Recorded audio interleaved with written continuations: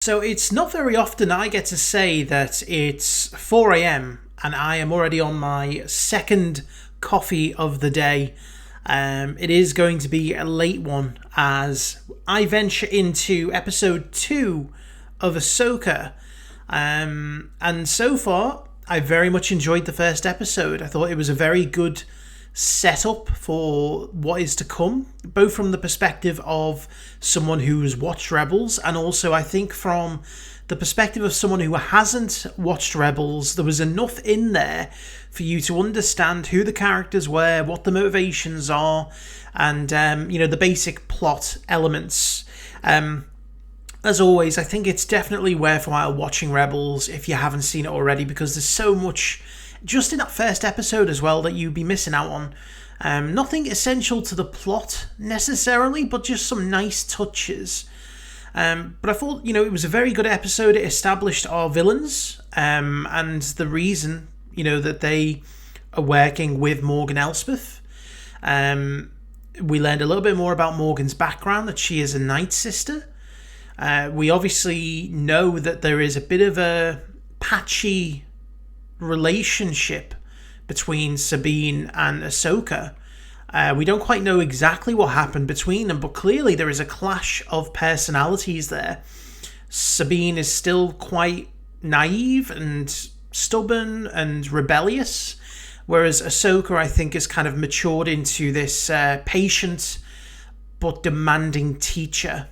And I think, in that process, maybe she's lost a bit of her objectivity, and she's been treating Sabine like a Jedi Padawan, but she's not. She's a Mandalorian, I think. And, I think that's what Hera was trying to get at in that first episode. A very clear premise. They're all looking for Thrawn.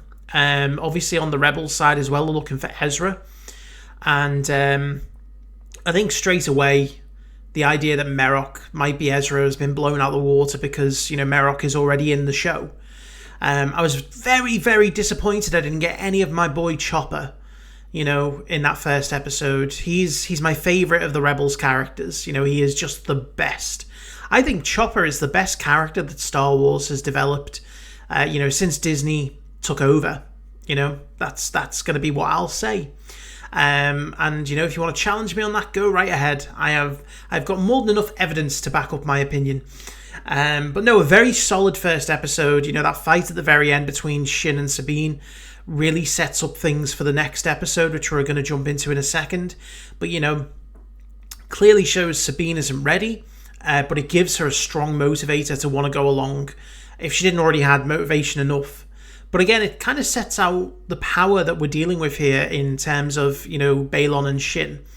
And I think that they're going to be characters that I very much look forward to diving into their history. Because as I mentioned in the last episode, they aren't just a black and white, set of villains.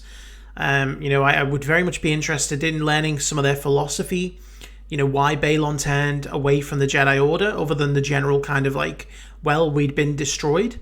And just seeing, what led him on this path and how Shin managed to, come under his guise as well. So will be very interesting to see where we go with this second episode. Like I say, a lot of the trailer footage was in that first episode. And so it excites me as the possibilities of where we're going to be going from here. So we are going to jump into the second episode and see what happens. See, she's okay. I knew she wouldn't die. Oh, she was sensing her nightmares. A pathway appeared between them. So that's what it was. How can our galaxy begin? It was two separate galaxies. I took the map before I could decipher it. You've done enough. Huh. Oh, that's very much a you fucked things up kind of you've done enough. One thing I will say so far is that if this was made on the volume, then they are improving the volume technology quite a bit, because it's not something that you can really decipher. This is giving me flashbacks to Jedi Survivor. Just picking up on the Force echoes. I like this. I like this. I like the almost stop motion look to the Lolthcat there. Uh-oh.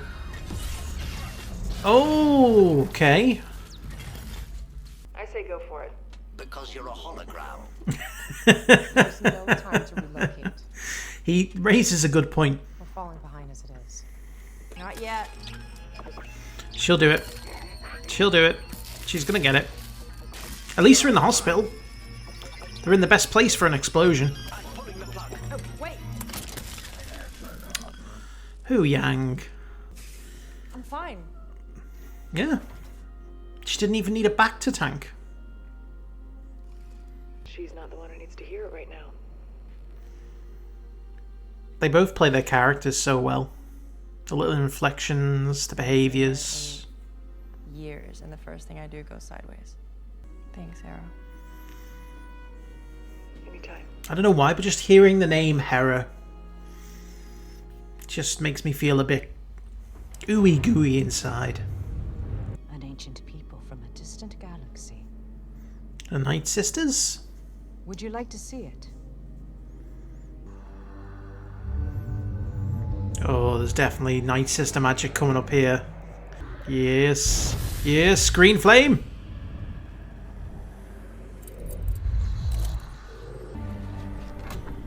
Ooh, look at the markings around the edges. They're very like the world between worlds. That. Pathway to Peridia. Some call it that. How did the Purgle take him all the way there? Jedi Temple call it that. It comes from old stories. So already this show is expanding on the lore. It's introduced a second galaxy. The Eye of Sion is on its way here. The Eye of Sion. Everything is ready for its arrival. I'm guessing that's a ship. Harrop will complete his task. Yep. Decommissioning Star Destroyers. I imagine they're decommissioning a lot of ships. All the same, we'd appreciate a look I don't at former trust facilities him. operations. Well, I am quite busy at the moment. I don't trust him I at can make all. this a more formal inspection if you'd like. Chopper! This was one of Morgan's facilities. I'm a businessman, General. My loyalty is to my investors. I'll leave the politics up to you. Suspicious. What if Morgan is an investor? Until she lost the map, Hera is going to act as the which doesn't do us a lot of the mother between the fighting children. She got us here. Oh, look at that. Good as new. Oh, if only Qui-Gon had had access to this kind of medical technology. So it is now your lightsaber. Give us some history on the lightsaber. Have you kept up with your training? That is an excuse.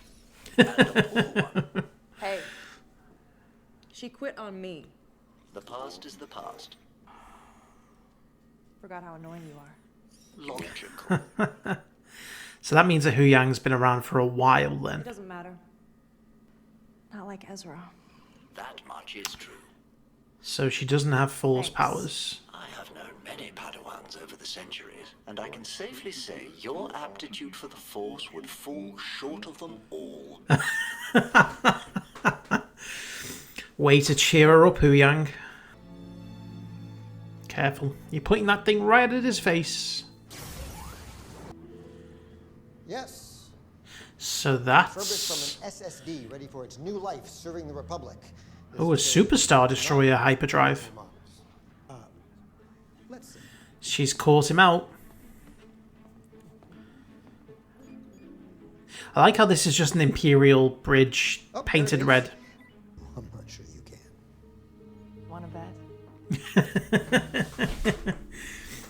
I'm sorry. I have seen such a droid. Ah. Inventory on arriving transports. Oh, K-class droid recently prevented I was just about to say, protocol droids are so annoying, and What yet... is this? fast departing on that transport. Uh-oh. The transport with the hyperdrive? I can't do that, General. They've been cleared for departure. Uh-oh. Okay. Yep.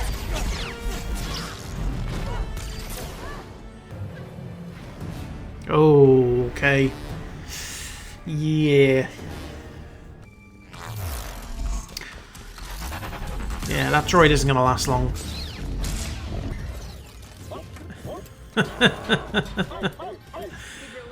I love Chopper. It looks like, it almost looks like an 8080 backwards. Don't miss this time. Oh. Chopper just with the nuclear option. Oh, Chopper is just... They have nailed him.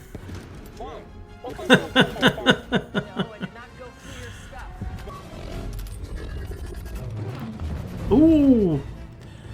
It's going to boomerang. Is he going to helicopter away? That was so casual. I still think that's the 8th brother. And the fact he didn't helicopter away adds to my suspicions. The unnecessary spin. I love it. I love Chopper. Good work, Chop. Yeah, she's getting out the old gear. I love the music. The music is so ethereal. It just really kind of ties in. It's very much like Rebels. It just fits the mood. Back to the old Sabine.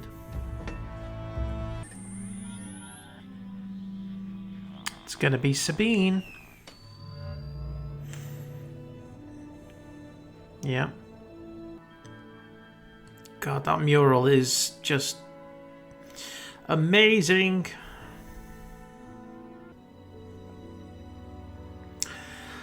This is it. This is the scene. She just doesn't have the staff.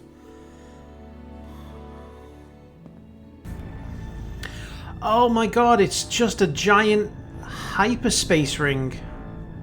That's what the Eye of Sion is, just like a hyperspace ring, like the Jedi used to use. And that's the bridge. So we know she makes it. We see Thrawn there.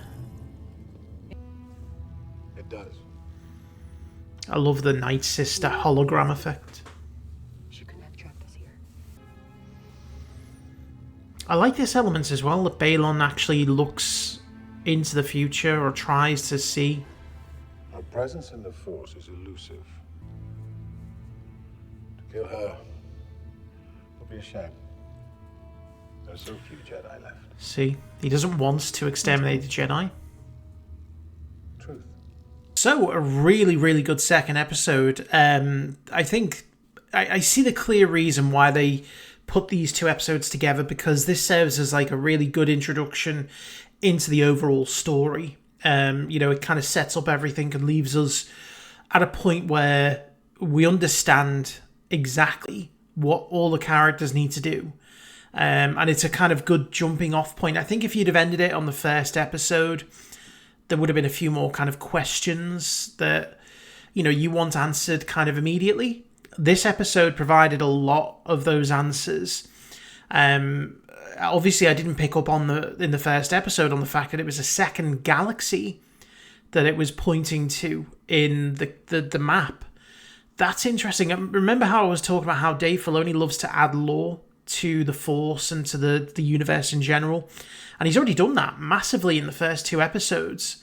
Introducing the idea that there is knowledge beyond the galaxy, and that there is an existence beyond the galaxy, and it's not just a random thing. The Night Sisters, he's added to the lore of the Night Sisters by talking about how clearly the ones on Dathomir were not the only ones, and that's not where they originated from. Clearly they had ties into this ancient race that was maybe from this other galaxy. I do ask the question as how the Purrgil ended up taking Thrawn and Ezra to another galaxy. I thought they'd be in the unknown regions, trapped somewhere there. Which, makes sense. It's within a hyperspace route, I guess. It's certainly within the distance that I imagine the Pergola are able to jump. But to go to another galaxy, that's something that's never been thought of in this kind of context. A few confirmations here, you know, for me. Firstly, that Sabine is not necessarily, at least she doesn't have force powers. You know, she could be force sensitive in the way that Chirrut in Rogue One is force sensitive. You know, she gets a little bit of maybe a force sense that helps her in combat. But, you know, she doesn't have powers. And I think, you know, that was kind of funny how Hu Yang was, you know, describing that, you know, she had the least amount of power of any of the Padawans that he'd encountered. But, you know, she makes up for that with the fact that she does have a lot of prowess. She's a Mandalorian. She's very headstrong. And, you know, again, I've appreciated the journey. Firstly, that they've not pushed too much into this, you know, clear divide between Sabine and Ahsoka. You know, I wouldn't want that to go on too long, because we've only got 8 episodes, and you don't want to spend half the time on this kind of unnecessary rift between two of the main characters when you know that they're gonna it's very obvious that they're gonna make up, and you know that they were gonna go on this journey together. So there's no point in stretching it out. You know, get the point across, get it done, and now they're on the adventure, which is what I think the first 2 episodes have done really well, which is why I think it's good that they paired them up, because it got over that rift between Ahsoka and Sabine pretty quickly. You know, I've appreciated in this episode, you know, the diversity of the worlds, going to Corellia, just seeing how things are very different there now. But clearly, you know, world building, just showing that people who aren't Force users, they're not high-ranking military officials, they are more affected by things that, you know, affect us as real people. Money, you know, although they say the politics don't apply, you know, clearly there is still some loyalties there, but a lot of them are just making a living wage, and, you know, whoever it is who wants to pay them, they'll be loyal to. And that, I think that's, you know, a really good point made, was that a lot of the Empire still exists within the New Republic. You know, and so trying to emphasize that, and maybe, you know, adding that to be one of the reasons as to why the New Republic is pretty ineffective is interesting. And tying that in, you know, obviously the idea that the Superstar Destroyer reactor, or the hyperdrive core, is one of the things that is being used for this Eye of Sion, you know, is really interesting. It's just a massive hyperspace ring. And I don't know if it's a ship itself. Certainly the bridge, that bridge that Morgan Elspeth is on, we've seen that. Thrawn, we know that Thrawn ends up on that bridge. So we know that they make it to this other galaxy and that they encounter Thrawn. So again, there's a few tidbits in there that we can pick up just from the trailer. But clearly they are successful. But that means surely that Ahsoka, because we see Ahsoka and Sabine confront, you know, Merok and Shin. Shin and also Balon on the surface of the planet, because we see them in that little area where the map is, you know, encompassing them. So there's going to be a confrontation on that planet there. One thing I want to talk about is Chopper. Chopper making his debut, if you don't count Rogue One, his very brief cameo there. He's translated so well. You know, I didn't doubt that he would, but, you know, just everything from his mannerisms to his little, you know, pouts and you know, just his attitude just serves it so well. I love the fact that the first thing that he's contemplating is just like shooting it down and letting it fall on the city. You know, civilian casualties be damned. And that's Chopper. You know, he is a law unto himself. He's unlike any droid, you know, I think any of us have come across. And, you know, he's, like I say, he's my favourite character from that show. Interesting that, you know, Merok finally gets some action here. And, you know, there's been a lot of speculation over his true identity. You know, some people tried to say that he could be Ezra. I think we can clearly rule that out. Some people saying that it could be a she, and it could be, what's her name? The former Padawan. Her name eludes me, but I don't think it is. You know, my personal theory is still that it's the eighth brother. They've just taken some liberties with changing the race. And, you know, one of the things I mentioned in there is that I think that the reluctance to helicopter away might tie into that, because we all know what happened the last time the eighth brother tried to helicopter. It led to his demise, or supposed demise, I should say. But whoever they are, they're clearly more skilled than most of the Inquisitors, because they were holding their own against Ahsoka for a good while there. And, you know, I'm sure that if that fight had gone on, Ahsoka probably would have come out on top. But as it stands, you know, that's not the way things tend to go here. But it was an interesting fight nonetheless. And, you know, again, seeing those kind of interactions and you know, the way the fighting style is pretty good. I want to give a special shout out to the music here. The music is really well done, especially in those scenes where Sabine sort of sitting in quiet contemplation, you know, sort of staring at her armor. It very much took me back to Rebels and the kind of ethereal and spiritual music that they used to have at times there. You know, the music is just as important as the story, because it can really tie you into it. And so I think so far the music has been really, really good. Speaking of Balon, one of the things I've really liked about his character, and again, in this episode, he also alluded to once again the fact that he's not a thoroughly bad guy. You know, he doesn't want to kill Ahsoka. He doesn't want the Jedi extinguished. You can tell he's still got sentiment there towards the Jedi. He's still got a sympathy of sorts, and he doesn't do things that he's doing out of, you know, a lust for evil. You know, he clearly wants power, but I think it's purely from self-motivation. It's not from any desire to kill or maim or destroy. It's for his own, you know, sort of idea of achieving his potential. And one of the things I really like is that he is sensing out into the Force, like Yoda, you know, looking out into the future and seeing potential outcomes. And, you know, he even says that the path is clouded. You know, that's like a classic kind of Force user thing, is just taking that moment to reach out and just feel the potential. And, you know, I like that aspect. That's Dave Filoni all over. The same with Ahsoka when she was at the base of the communications tower. And she's just doing the Force echo. She's sensing the Force echoes. And that took me right into the game, you know, Jedi Survivor. And I thought that's just such a nice thing that we don't get in any of the other shows. Because, you know, they focus on typically non-Force users. So there's a lot of potential here. And it's not really focused on in movies either, because there's so much to do in movies. And the focus is on a lot of, you know, diverse characters. Whereas here we've got the ability just to slow down and focus on a few characters and the Force. And it's Dave Filoni as well, so there's no doubt that he's, you know, directing things in that sense. But I just thought this was a great first couple of episodes. You know, it's certainly one of those where I'd say, yes, it's been a great setup for the rest of the series. But, you know, I'm still holding my reservations.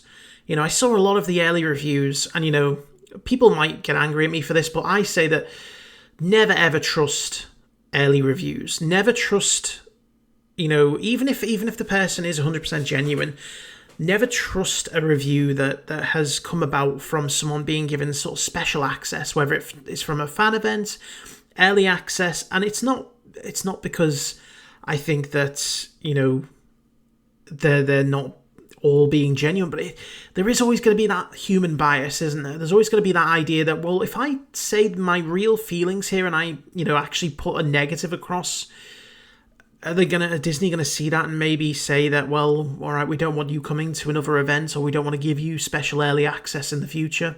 So I always say that, you know, just take all of those early previews with a pinch of salt, you know, because whether it's, you know, subconsciously or consciously, I think humans all have that bias. Some people are better at combating it than others. And certainly, you know, I'm not bringing into question the character of, you know, anyone in particular. I just think that it's one of the many, you know, problems that we as a society tend to have. So I always take those reviews with a little bit of a pinch of salt, and I just wait to see what it's like for myself. So far, I'd say that they are mostly accurate. You know, I certainly don't think it's the best thing ever, you know, but it's been really, really good. And it sets us up for, you know, if it carries on, this to potentially be one of the best things that Disney has done. You know, and inevitably there will be all those comparisons. By the end of the show, we'll compare it to Andor and Obi-Wan and Mandalorian. And, you know, I'm not a huge fan of doing that because everything is different. This show is so different to anything else that Disney has done, you know, and it's the same for all the shows. They're all different in their own way. And the only thing that matters to me is this any good? And so far, it's been really, really good. And I'm hoping that it continues. We've just now got to wait, which kind of sucks, but, you know, we've waited how long for this show now? Finally got the first 2 episodes. I'm sure that, you know, we can wait another week for another episode. Hopefully they'll be a bit longer. I don't think they will, though. I think they're going to sort of be around about the 40-minute mark. I really liked the length of the first episode, about 55 minutes. This one was a bit shorter, but we'll see how it goes. Anyway, really encourage the first 2 episodes. Let me know what you thought in the comments, and thank you very much for watching.